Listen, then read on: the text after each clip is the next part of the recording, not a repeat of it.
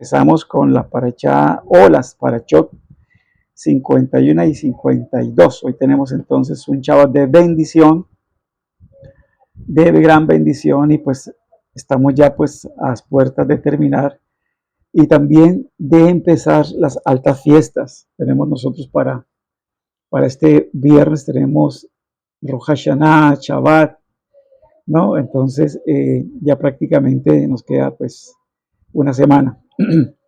Y las 12 parachot que estudiamos hoy es el parachot Nitzavim y Vayelech, ¿sí? Nitzavim de pie y Vayelech y fue. Esa la encontramos desde Devarim 29:10 hasta el 31:30, ¿no? Entonces esas son las dos parachot, un Shabbat preñado de bendición, ¿sí? Antes de empezar pues ya estas altas fiestas. Tengo aquí entonces un título, he titulado esto, sé proactivo y toma la iniciativa, los demás esperan por ti. ¿Sí? Ese es el tema para hoy. Y en este tema me valí de algunas notas de el Rab Jonathan Sach, de bendita memoria. Parecieron muy importantes, ¿verdad? Sus notas, y también pues añado allí las notas y el estudio que pude hacer acerca de la parasha. Entonces, como introducción, vamos a ver aquí, ¿verdad? Cómo aquí se establece un pacto, ¿sí? Un pacto, se establece un pacto, y ustedes saben que en un pacto tiene que intervenir pues dos partes, ¿no? Y los pactos que el Eterno establece con el hombre siempre esperan la parte proactiva del hombre, ¿sí? Debe haber una parte allí, ¿verdad?, del hombre que debe ser proactiva. Y en esta sidra, obviamente, vemos cómo se desarrolla progresivamente estos pactos y cómo al renovarse alcanzamos la inmortalidad haciendo nuestra parte. Muy importante, alcanzamos la inmortalidad haciendo nuestra parte. Bien, entonces,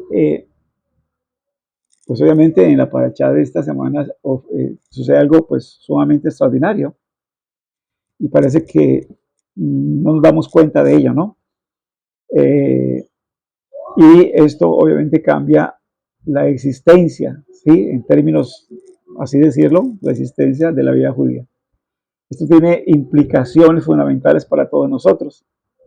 Y aquí vemos entonces cómo Moshe renovó el pacto. ¿Sí? Vemos aquí cómo Moshe renueva el pacto entre el Eterno y el pueblo de Israel. Y obviamente esto pues obviamente fue algo dramático, ¿no? Hasta aquí podemos decir que en la historia de la humanidad se relata, ¿verdad?, tres pactos, únicamente tres pactos, ¿verdad? El primero fue el que el Eterno hizo allí en Bereshit 9 o Génesis 9 con Noah o con Noé, ¿sí? Y en ese pacto, pues obviamente incluyó a toda la humanidad, porque a partir de Noé empezó otra vez, ¿verdad?, a la procreación y a llenarse pues otra vez esta tierra de seres humanos. Y podríamos decir que este pacto es un pacto de solidaridad humana, ¿sí?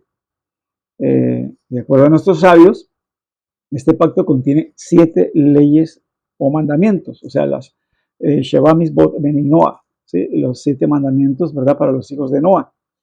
Y la más famosa que encontramos aquí de esas leyes, ¿sí?, se refiere a la dignidad y a la santidad de la vida humana.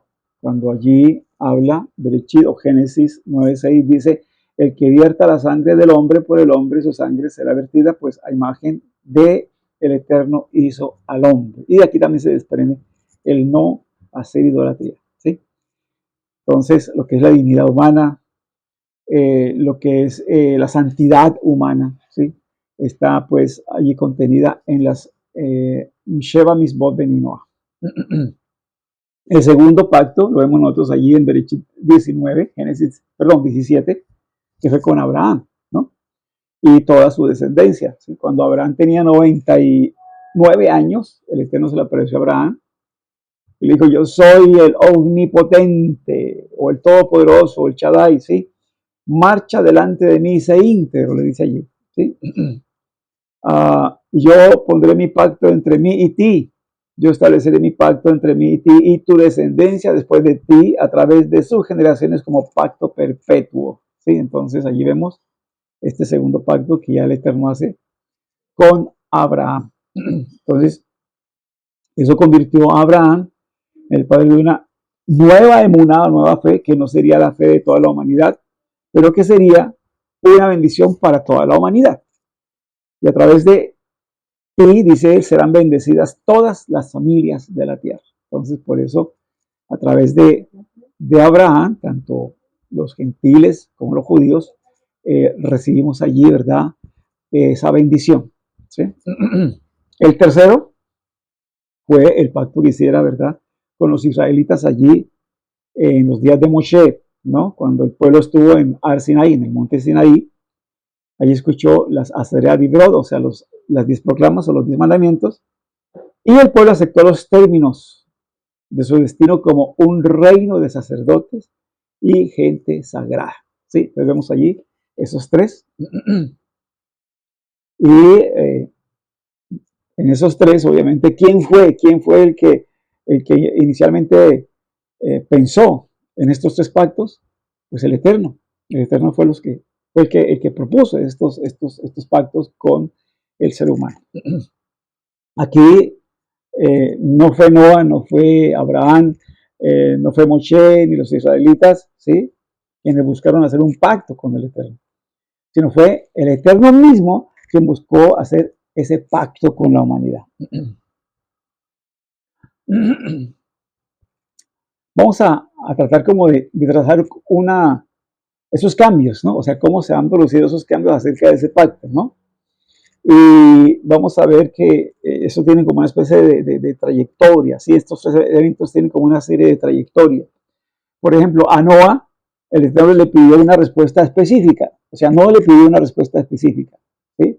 No había nada que Noah debía hacer para demostrar que había aceptado los términos del pacto, simplemente el Eterno le habló y le dijo, de aquí en adelante, la humanidad se va a regir por estas Shoah, Misbo, Bene y Noah, o sea, de estas 7 leyes, ¿verdad? Para toda tu descendencia, para todos tus hijos, ¿sí? Entonces, ahora que él sabía que habían 7 reglas que gobernaban el mundo o el comportamiento, ¿verdad?, del ser humano, ¿verdad?, y que era aceptable delante del Eterno, pues el Eterno no pidió ningún gesto positivo que ratificara ese pacto. Y vemos entonces a lo largo del proceso que Noah fue que como pasivo, está bien, lo aceptó ella. Ahora de Abraham, el Eterno pidió una respuesta y era una respuesta algo dolorosa, ¿no? Dice así, y este es mi pacto que guardarán entre mí y ustedes, y entre tu descendencia después de ti. Todo varón entre ustedes será circuncidado. Entonces ya ahí ya le demandaba algo, una señal, ¿sí? De aceptación de ese pacto a Abraham, ¿no? Entonces allí dice, Génesis 17, del 10 al 11, circuncidarán la carne de su prepucio y será señal del pacto entre mí y ti. Entonces, todos los varones, hasta el día de hoy, ¿verdad? Nos circuncidamos aceptando ese pacto, ¿no? Y la palabra hebrea para circuncisión es milá, ¿sí? Milá o corte. Pero hasta el día de hoy lo llamamos nosotros Brit Milá o incluso simplemente el Brit, ¿sí? Que obviamente en hebreo significa pacto. Entonces el Eterno pidió por lo menos para los hombres judíos algo muy exigente, una ceremonia como de iniciación, ¿sí? Para empezar, para entrar en ese pacto. Y de los israelitas en el monte Sinaí, el Eterno pidió mucho más, ¿sí? Él les pidió, en efecto, que lo reconocieran por su rol como soberano y legislador. Entonces aquí ya se va ampliando más esas exigencias y más lo que la persona tiene que hacer. Y aquí obviamente el pueblo de Israel tuvo que manifestar, ¿verdad?, que aceptaba ese pacto. Entonces, allí en Sinaí no llegó con los 7 mandamientos, ¿verdad?, como fue con Noah, ¿sí? Ni con 8, como fue con Abraham, porque se añade además de los 7 que debía guardar, también se añadía allí el pacto, o sea, el Brit Milá, ¿sí? Entonces Abraham 8, sino llegó allí en Ar Sinaí con 613 mandamientos. Y aquí los israelitas debían incorporar la conciencia de Dios en cada aspecto de sus vidas. O sea, estos 613 mandamientos, nosotros sabemos que penetran, ¿verdad?, todos los ámbitos de la vida del ser humano. ¿Sí? Entonces, ahí hay mandamientos para todos digamos, las cosas que tiene que hacer el ser humano, ¿sí? En el campo, en el gobierno, en la sociedad, ¿verdad?, en la familia, etcétera, etcétera, etcétera. Entonces, aquí la idea era incorporar esa conciencia del Eterno en cada aspecto de sus vidas. Ahora, surge aquí una pregunta, ¿sí? ¿Estás incorporando la conciencia del Eterno en todos los aspectos de tu vida? ¿Estás incorporando? ¿Sí? En todos los aspectos de tu vida estás incorporando la conciencia del Eterno, o sea, estás buscando la voluntad del Eterno en todos los aspectos de tu vida, en todo lo que compete tu vida en este momento. ¿Mm? Bien, dice allí, recordemos que este es un texto que yo lo cité, lo he venido citando, de el Rashtá, Rabino Saúl de Tarso, a la comunidad de Corinto. Él dice allí, 1 Corintios 10:31, entonces, ya que comáis, que bebáis o que hagáis cualquier otra cosa, hacedlo todo para la gloria del Eterno. O sea que cualquier cosa que hagamos en esta vida presente tiene que incorporarse los valores divinos. O sea, tenemos que insuflar la parte espiritual, ¿sí? Lo que trasciende, lo que es eterno. Tenemos que hacerlo en esta vida. Entonces, a medida que el pacto avanzó, podemos entender aquí el Eterno pidió cada vez más de sus socios. Con otras palabras, les confió mayores responsabilidades. ¿Sí? En Sinaí sucedió algo más que no había pasado antes. Vamos a ver qué sucedió en Sinaí. El Eterno dijo a Moshe que anunciara la naturaleza del pacto antes de hacerlo para ver si el pueblo estaba de acuerdo. Entonces aquí llegó Moshe con las palabras del Eterno, ¿sí? Habló con el pueblo y entonces el pueblo al unísono dijeron, todo lo que habló Hashem haremos. Eso lo encontramos allí en Shemot 19:7 o Éxodo 19:7. Y después, más adelante, dice, y todo el pueblo respondió a una voz, todo lo que Hashem ha dicho, haremos. Ahí lo encontramos nosotros en Shemot o Éxodo 24:3. Y más tarde, las famosas palabras, ¿verdad?, de Naaseh Ben-Isma, la encontramos allí en Éxodo 24:7. Dice, y todo lo que habló Hashem, haremos y escucharemos. Naaseh Ben-Isma. ¿Sí? Entonces vemos ahí como una progresión dentro de estos pactos, una progresión de las responsabilidades, ¿verdad?, que competen a el ser humano. Volvamos entonces a la paracha. Dice allí en la paracha, ¿verdad? El texto dice, todos ustedes están firmemente parados en este día delante de Hashem tu Elohim. Los jefes de tus tribus, sus ancianos, sus oficiales, todos los hombres de Israel, sus niños, sus mujeres, y el prosélito que está en medio de tu campamento, desde el cortador de tu leña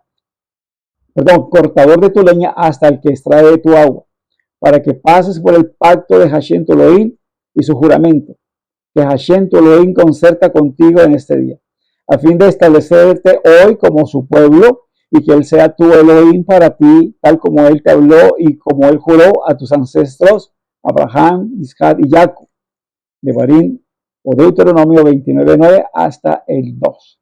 Entonces, aquí encontramos nosotros que esta fue la primera vez que el pacto fue renovado, ¿sí?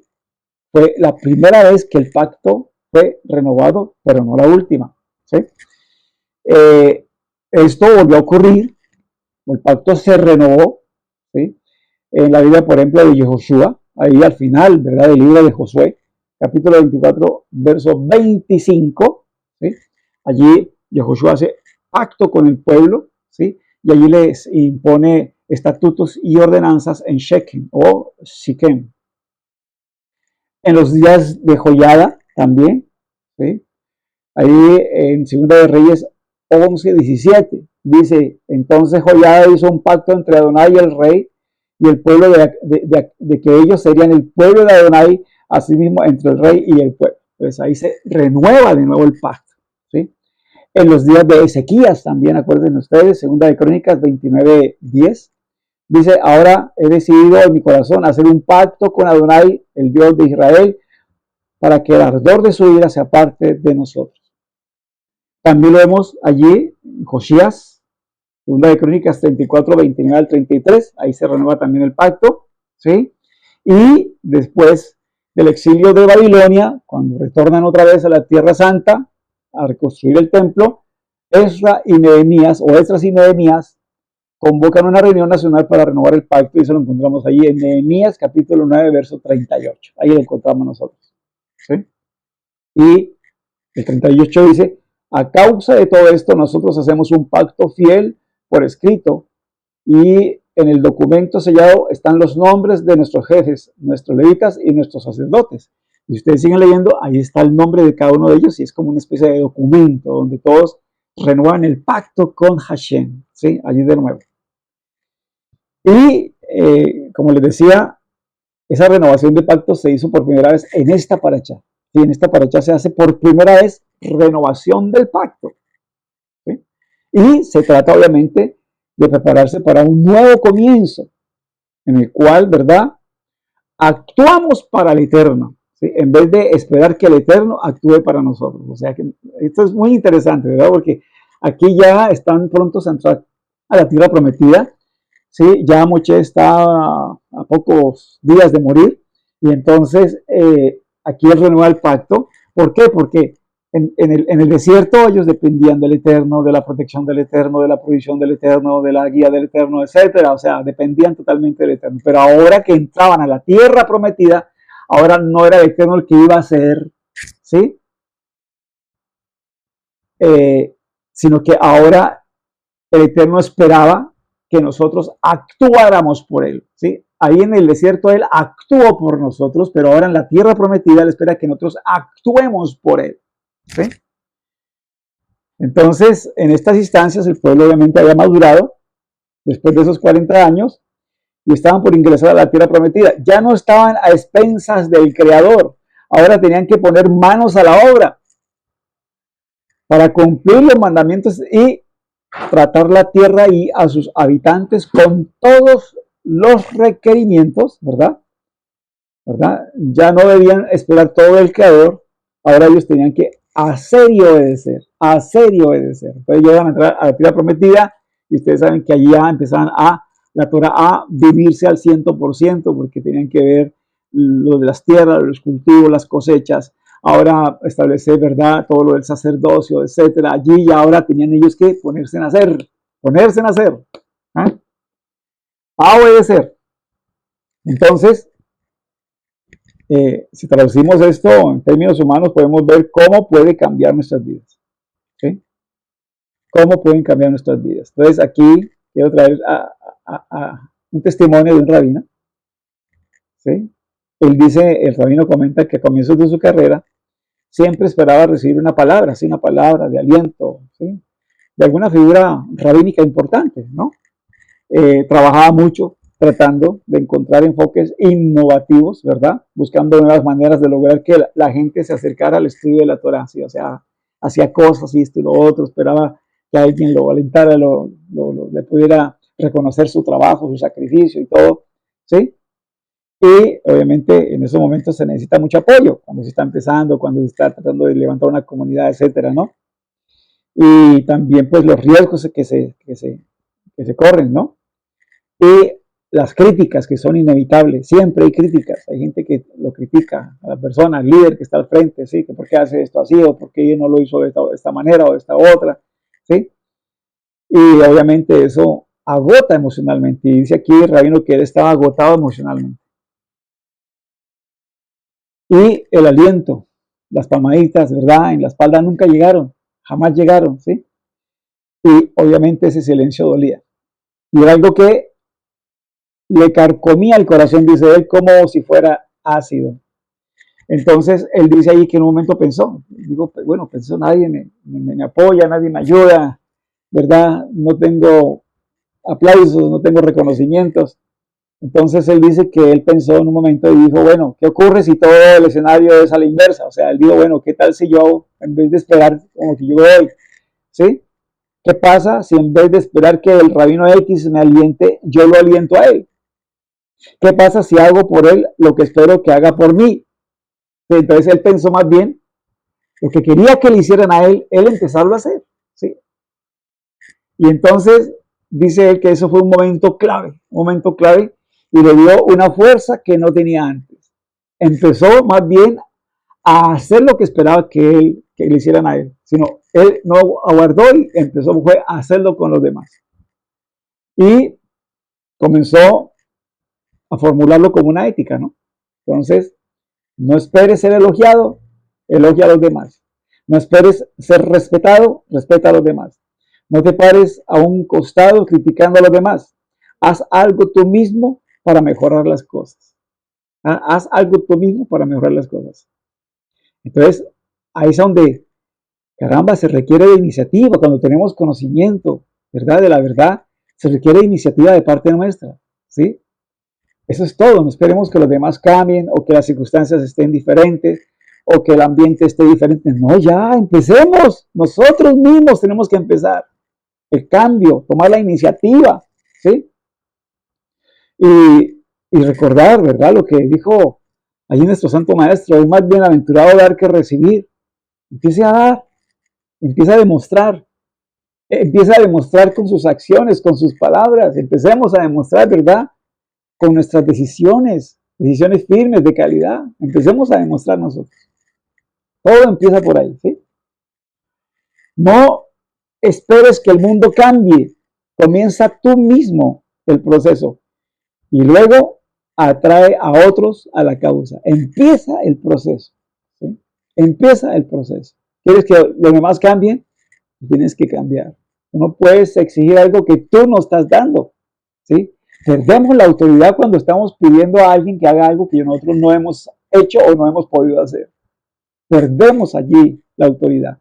Perdemos el año, ¿sí? Entonces no podemos exigir que otros cambien si nosotros no hemos cambiado. O si no hemos hecho las cosas correctamente, ¿cómo le vamos a pedir a otros que lo hagan correctamente? No se puede, no se puede, ¿sí? Y eso es algo que tengo yo en mente, ¿sí? Si yo le digo a alguien, lee este libro es porque yo ya lo leí. Si le digo a alguien, haz esto es porque yo ya lo he hecho, ¿sí? Si le exijo a alguien es porque yo mismo me he exigido también ya, ¿sí? Eso te da autoridad. Cuando tú haces las cosas y las pides de otros, tiene autoridad. Tú tienes autoridad para hacerlo, ¿sí? Entonces, sé el cambio que busca el mundo. Toma la iniciativa. Tienes que tomar tú la iniciativa. Entonces, eso fue lo que comprendió este rabino. Y empezó él. Él esperaba esas palmadas, esperaba ese reconocimiento, esperaba ese apoyo. No, no vino, no estuvo. Entonces él dijo, bueno, voy a darlo a otros. Y entonces todo cambió para él. Y eso fue lo que hizo Moshe en su último mes de vida, ¿sí? En esta larga serie de discursos que conforman el libro de Devarim, ustedes saben que son discursos los que hay allí, culminando con la gran ceremonia de renovación del pacto en esta paracha. Devarim marca, o Deuteronomio marca, el fin de la infancia del pueblo judío. Recuerden ustedes, en el desierto, el Eterno les proveía, les bendecía, les guiaba, les ayudaba, los protegía, ¿sí? Y es como cuando un niño es pequeño, toca guardarle, protegerle, guiarle, enseñarle, educarle, criarle, etc. ¿Sí? Pero a partir ya, ¿no?, de entrar a la tierra, entonces aquí ya el pueblo había alcanzado madurez y ahora tenían que hacer, ¿sí? Pues a partir de ahora el judaísmo se convierte en la convocatoria del Eterno por la responsabilidad humana. A partir de ahí, de ese momento, ahora era responsable cada uno de hacer lo que tenía que hacer. Yo creo que llega ese momento, ¿no? Hemos aprendido tanta verdad, tantas cosas. ¿Y qué? ¿Dónde está la acción? Tenemos que poner manos a la obra, no podemos quedarnos allí, ¿verdad? Siempre aprendiendo y aprendiendo. ¿Y qué? ¿Sabes? Y manos a la obra, ¿dónde están las manos a la obra? Y para nosotros la fe no es esperar del Eterno. Fe es comprender que el Eterno nos está esperando que hagamos.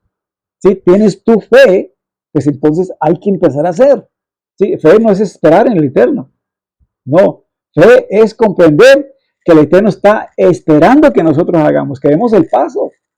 ¿Sí? Que nos movamos. Acuérdense que el Eterno le dijo a Moshe cuando estaban allí entre el Yansú, ¿verdad? El mar rojo, el mar de las cañas y entre el ejército egipcio.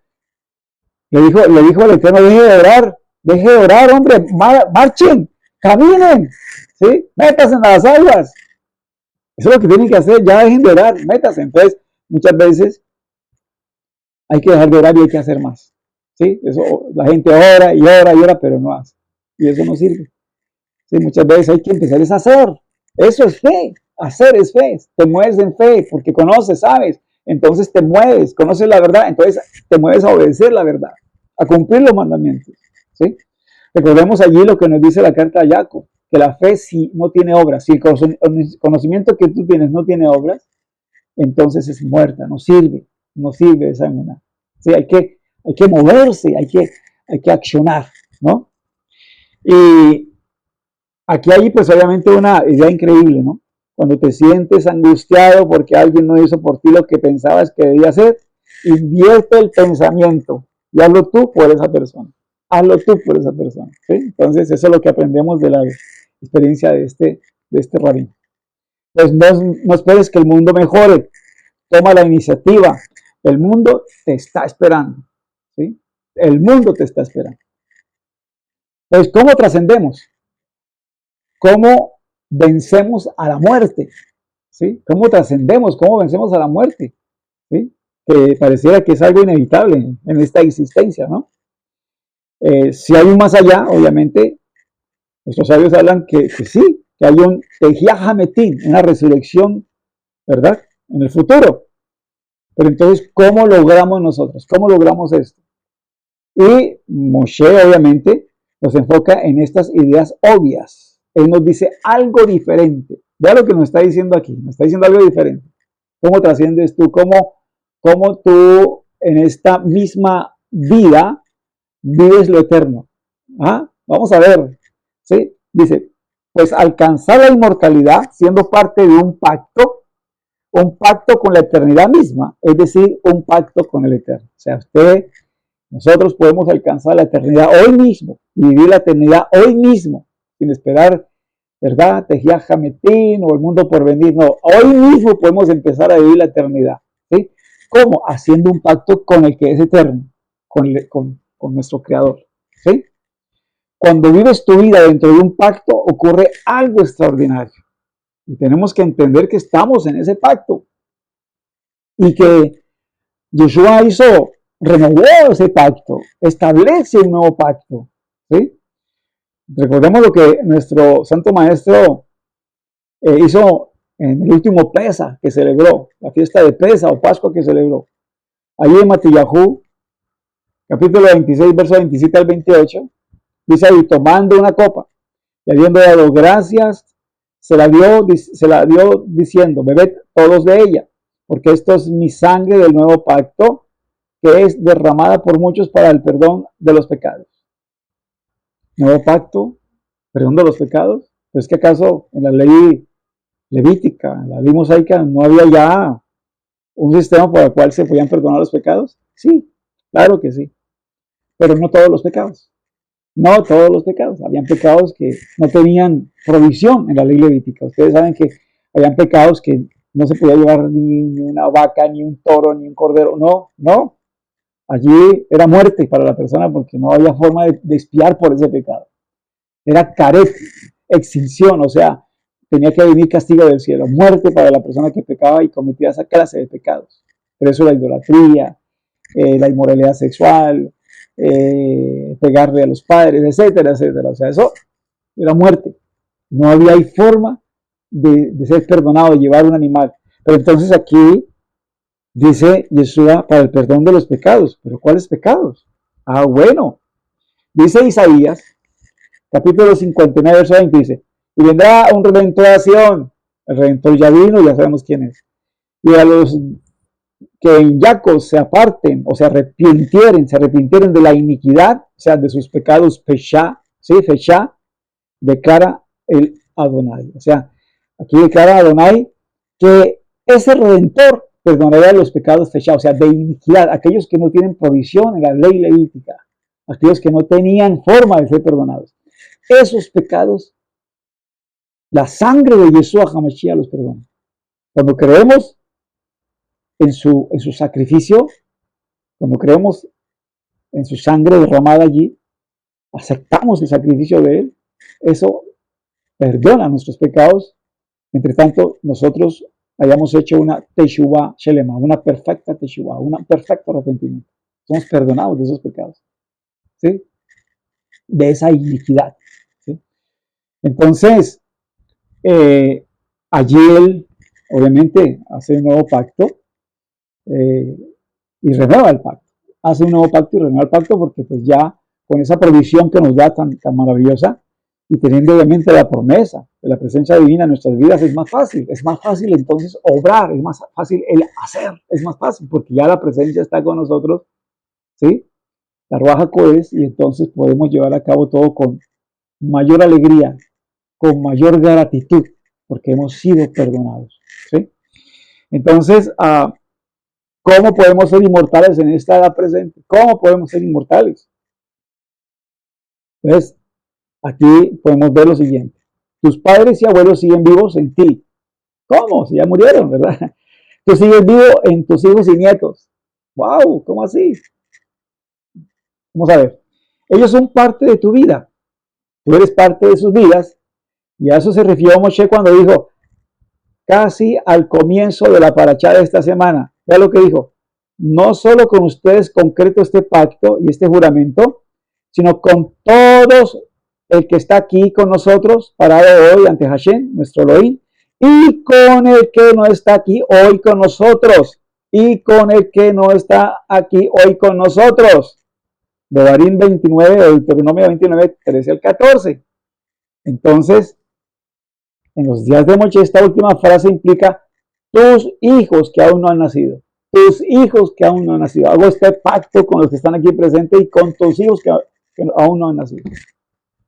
Entonces, ¿cómo inmortalizamos nosotros nuestras vidas? ¿Cómo le ponemos a nosotros vida eterna a nuestra existencia? Vamos a ver entonces, ¿sí? ¿Esto incluye a los padres? No, no incluye a los padres porque ya los padres no estaban vivos. Porque sus padres habían hecho, ¿verdad?, un pacto con el Eterno 40 años antes en el monte Sinai. Pero Moshe se refirió en un sentido amplio a que cuando renovamos el pacto, cuando dedicamos nuestras vidas a la emuná, a la fe y al modo de vida de nuestros ancestros, ellos se vuelven inmortales en nosotros, tal como nosotros nos volvemos inmortales en nuestros hijos. Ahora sí ya me entiende. ¿Cómo nos volvemos inmortales? ¿Cómo trascendemos? ¿Cómo empezamos nosotros a vivir vida eterna aquí en esta edad presente? Cuando hacemos que nuestros hijos, ¿verdad?, emulen también nuestro ejemplo, ¿sí? Cuando ellos siguen nuestros pasos, así como nosotros hemos seguido los pasos de nuestros padres, de nuestros abuelos, en este transitar en la vida en manos de Hashem, en manos de su bendita Torah. Entonces, de esa manera nosotros, ¿verdad?, insuflamos la inmortalidad en nuestras vidas y en la vida de nuestros hijos. Y cuando nos aseguramos de que ellos también van por el camino de la Torah, vayan también por el camino de la Torah. ¿Sí? Por eso en el judaísmo tener hijos no es simplemente una experiencia emocionante y una experiencia de vida, ¿sí? No, tener hijos es una responsabilidad donde tanto madre como padre nos comprometemos a que ellos sigan con nuestra herencia ancestral, sigan amando la Torah y sigan cumpliendo las misbot, ¿sí? Entonces, de esa manera nosotros perpetuamos nuestra existencia, ¿sí?, en ellos, y vemos en ellos, ¿verdad?, la inmortalidad, así como también nosotros la vemos en el ejemplo que nos dieron nuestros antepasados, nuestros abuelos, nuestros padres, ¿sí?, también caminando con el Eterno. Y es por eso que el judaísmo se enfoca en este mundo, ¿verdad?, y no en el próximo. El judaísmo se enfoca más en este mundo, ¿sí? Y es que entre todas las grandes religiones, la que más se enfoca, ¿verdad?, en los niños. Es la que más se enfoca en los niños, ¿sí? El judaísmo es, entre todas las demás religiones, creencias que pueden haber, la que más se enfoca en los niños. Porque es que ahí es donde nosotros nos aseguramos trascender, nos aseguramos nuestra inmortalidad, ¿sí? Aseguramos la inmortalidad de nuestros antepasados, aseguramos la inmortalidad de nuestros hijos, ¿sí? Y empezamos a experimentar esa vida eterna. Ellos son nuestra inmortalidad, nuestros hijos son nuestra inmortalidad. Y a eso se refirió Rachel al decir, dame hijos, porque de lo contrario soy como un muerto. O sea, ella cómo va a trascender, ella cómo, ¿verdad? ¿Cómo va a tener eternidad si no le has dado hijos? ¿Sí? Entonces por eso ella dijo, dame hijos, de lo contrario soy como un muerto. Berechit 31, Génesis 31. A esto se refirió Abraham al decir, Hashem, Elohim, ¿qué puedes darme si no tengo hijos? En Berechit 15:2. ¿Sí? Entonces, allí encontramos nosotros cómo podemos trascender. Obviamente, no todos están destinados a tener hijos, pero cuando tenemos hijos, nuestro objetivo es hacer que ellos emulen nuestro ejemplo. ¿Sí? ¿Podrías tú decir en este momento, yo quiero que mi hijo me copie, que mi hija me copie lo que yo he hecho? ¿Tú puedes decir? Sí, que copie, te copie todo, en absoluto todo lo que tú has hecho en este momento. ¿Puedes decirlo? Podemos decir, yo quiero que mi hija, mi hijo, copie la vida que yo he llevado. ¿Sí? ¿Tú lo puedes decir? Entonces, aquí los rabinos dijeron que nuestros buenos actos constituyen nuestro toldot, o sea, nuestra prosperidad. Perdón, nuestra posteridad, o sea, nuestra descendencia. ¿Sí? Nuestros buenos actos constituyen nuestro toldot o nuestra posteridad o nuestra descendencia. ¿Sí? Al honrar el recuerdo de nuestros padres, educar a los niños para continuar con la historia judía, logramos la única forma de inmortalidad que se encuentra de este lado de la tumba. En este mundo que el Eterno dijo que es bueno. Es la única forma, ¿verdad? Que logramos nosotros la inmortalidad, ¿sí? A este lado de la tumba. ¿Quieres lograr la inmortalidad a este lado de la tumba? ¿Quieres experimentar algo de lo que es el Olam Jabá, ¿verdad? La vida eterna. Entonces eterniza los valores de Torah en tus hijos. Debemos eternizar los valores de Torah en nuestra descendencia, nuestros hijos, nuestros nietos, por encima de todo. Asegurarnos de que ellos van a seguir, ¿verdad? Allí la Torah. Por eso Moshe renovó el pacto. Les digo, bueno, a ustedes, aquí el protagonista a los 40 años, ¿verdad?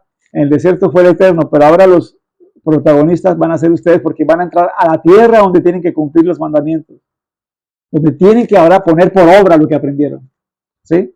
Entonces, estamos poniendo por obra lo que hemos aprendido. ¿Sí? Para ser un líder, no se necesita una corona, ni prendas de oficio, ni nombramientos. No, aquí no se necesita nada de eso. Todo lo que necesitas hacer es escribir tu capítulo en la historia. Escribir tu capítulo en la historia. Hacer actos que curen algo del dolor de este mundo y actuar para que otros se vuelvan un poco mejor por haberte conocido. Los demás se inspiran en ti. Los demás te ven como un ejemplo a seguir. ¿Estás ayudando a mitigar el dolor de otros? ¿Estás ayudando para que otros alcancen también la eternidad? ¿Estás sirviendo a los demás como se debe?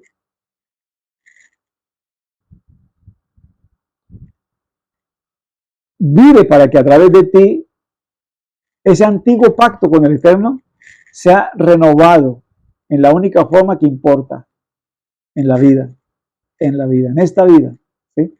Por eso allí se nos dijo, ¿verdad? Moshe dijo al final de sus vidas, o de su vida, pues, le dijo al pueblo, escoge la vida, no la muerte, escoge la vida. ¿Sí? Eso fue el último testamento que nos dejó Moshe al final de su vida. Cuando su mente claramente podía haberse dirigido a la muerte, él fue y dijo, escoge la vida, escoge la vida. Entonces, hablaba yo por allá, más o menos como el 27 de agosto de este año, hablaba con una sobrina, con la mamá de Ana María, la ciclista que fue atropellada por una mezcladora cuando ella iba en su bicicleta allá en Bogotá. La mezcladora le pasó prácticamente por medio cuerpo, le pasó por encima. y ella pues quedó viva y le hicieron numerosas operaciones. Y entonces ella recordaba ya, ¿verdad? Creo que ya el mes de fallecida o los 2 meses, no sé, y pues lo puso en el estado. Lo puso en el estado. Entonces yo vi el estado de ella, de mi sobrina, ¿verdad? Y entonces ella decía, ay, qué triste, ¿verdad? No encontrar, ¿verdad? La solución para la muerte. Aunque ella es creyente, ¿no? Ella es creyente y todo. Pero pues el dolor de madre, ¿no? Ver que su hija falleció, que la tuvo después de ese accidente, la tuvo con vida, la tuvo consciente. Ella pudo seguramente hacer un acto de contrición, estar en paz con todos y partir en paz. Pero entonces el dolor de madre, ¿no? De ver que su hija había partido a pesar de tanto sacrificio, de tanto que hicieron los médicos y Colombia entera, porque esto se supo a nivel nacional, una promesa del ciclismo. Entonces yo le ponía ahí, en respuesta a ese estado, le decía el antídoto para la muerte, ¿verdad? Es lo que dijo nuestro santo maestro. Sí, él dijo, yo soy la resurrección y la vida. El que cree en mí, aunque esté muerto, vivirá. Y todo aquel que vive y cree en mí, no morirás jamás. No morirás jamás. ¿Crees esto? ¿Tú lo crees? ¿Sí? ¿Lo creemos de verdad? Entonces, si nosotros creemos esto, Él nos dice, si me aman, cumplan mis mandamientos. ¿Sí? Y eso se repite y se repite una y otra vez. Si ustedes me aman, cumplan mis mandamientos. Entonces, no esperemos que este mundo cambie. Debemos comenzar nosotros mismos el proceso y luego atraer a otros a la causa. ¿Sí? Sé el cambio que busca el mundo. Toma la iniciativa. Busca la inmortalidad. Amén. Mis queridos, que el Señor los bendiga, que todos reciban, tengan un Shabbat Shalom, Umeborach. Y también, bueno, que se puedan preparar para estas fiestas que se acercan y así podamos todos unidos pues con Am Israel, con el pueblo de Israel, ser bendecidos en este nuevo año civil que comienza.